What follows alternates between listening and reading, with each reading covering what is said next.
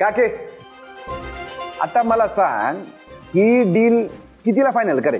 मला काय कळतंय ना डील मधलं, ते व्यवहाराचं सगळं माई बघते ना, माझा काही संबंध. आता कळल. म्हणजे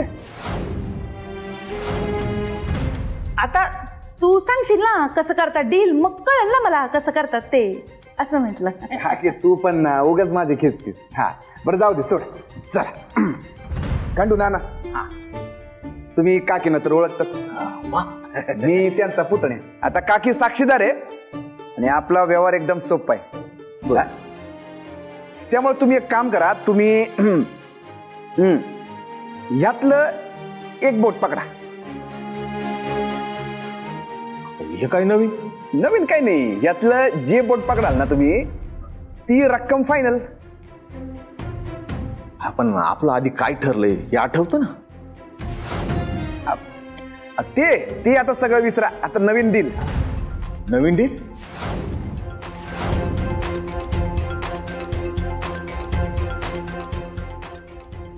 हा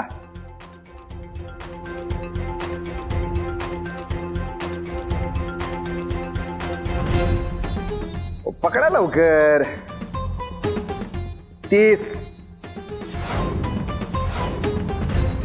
30 लाख रुपये. काय खंडू नाना, काय बोट पकडलं तुम्ही? समजा हे बोट पकडलं असतं मग किती मिळाले असते? हे बोट जर पकडलं असतं ना तर तुम्हाला 30 लाखच मिळाले असते. काय खंडू नाना तुम्ही पण. बरं जाऊ द्या, अभिनंदन. Deal final, deal final. चला डील फायनल. बाबू तू ना भारी गमत्याच आहेस. असं कुठे डील असतं का? थोडी त्यांची रक्कम थोडी आपली रक्कम असं असतंय ना. अहो मी बोललो होतो आधी 55, पण आता फायनल सांगतो लास्ट. 30 फायनल. बाबू बोला ना, मग 30 फायनल. 30?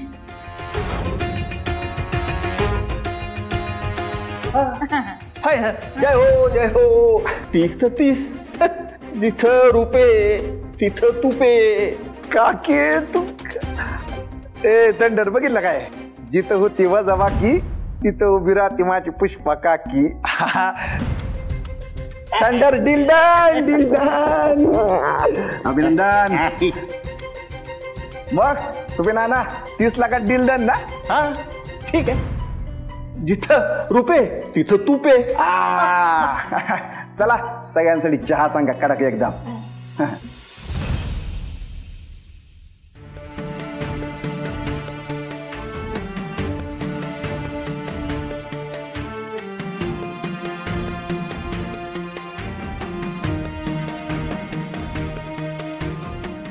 येऊ का वैदेही? काकी तुम्ही कधी आलात? तुझा चेहरा पडलेला होता ना तेव्हा. काय झालंय? कुणी काही बोललंय का? नाही तर. खोटं बोलू नकोस. मला सांगितलं गोंडसने माई तुला ओरडली म्हणून. आता काय झालं? ते होय. हो काही नाही, मी माझ्या आईला सोडायला गेलेले ना रिक्षानी. मग काय झालं? मग माईसाहेबांचं असं म्हणणं होतं की मक्तेदारांची सून रिक्षाने का गेली, बाहेरची कुठली तरी गाडी घेऊन जाऊ शकली असते असं. एवढंच?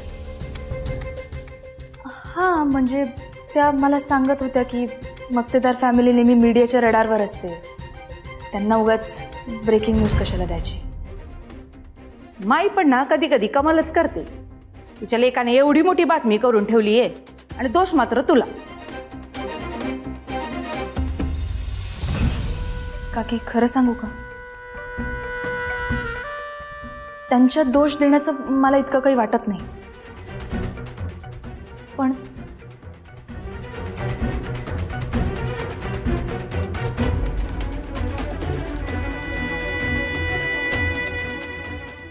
मला तेज प्रताप बद्दलची एक वेगळी गोष्ट सतवते. कुठली? म्हणजे तो माणूस नक्की कसा आहे? एका बाजूला माझ्यासाठी तो मारामारी करणारा, दमदाटी करणारा, दादागिरी करणारा गुंड आहे, आणि दुसरीकडे इतर माणसं त्याचं इतकं गुणगान गातात. त्यांच्यासाठी जणू तो देव आहे.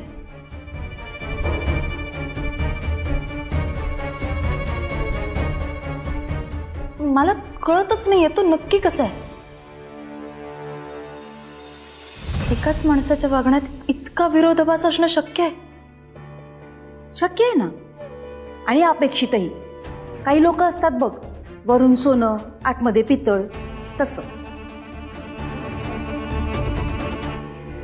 म्हणजे काही नाही ग, ही ना सगळी माईची खेळी आहे.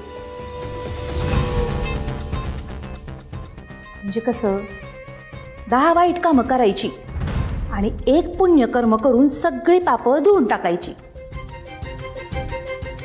काही लोक नाही का मंदिरं बांधतात आणि मंदिराच्या मागे काळे धंदे करतात. पण मग काकी, ज्या बायका आल्या होत्या त्या जे सगळं बोलत होत्या ते खूप जेन्युइन वाटलं मला. भावना विकत घ्यायची पण कला असते बाई देवी. 4 लोकांवर पुण्य करायचं आणि मग त्यांना लाऊडस्पीकर समोर उभं करायचं आणि भोंग्याचा आवाज एवढा मोठा करायचा ना की त्या आवाजापुढं सगळी पापं दबून जातील. आता जे दारू गुटख्याचा धंदा करतात, जे सरकार मान्य असतात, दुसऱ्या बाजूनं सरकार त्यांना दान करायला सांगतं. म्हणजे मग थोडंसं दान आणि सगळं पाप पुण्यात बदलतं. सगळं राजकारण आहे हे, बाकी काही नाही. म्हणजे हे सगळं माईसाहेबांनी पब्लिसिटीसाठी? अगदी बरोबर. याला म्हणतात इमेज मॅनेजमेंट. लोकांनी तोंड उघडायच्या आधीच त्यांच्या कानात गोड बोलायचं.